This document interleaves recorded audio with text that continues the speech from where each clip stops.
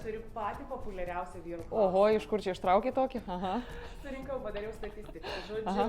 kodėl jinai vis nepatenkinta, jeigu aš pastoviai stengiuosi?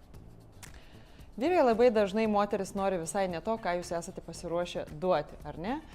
Moteris, pavyzdžiui, nori saugumo ir jūs jį suteikite taip, kaip jūs mokate.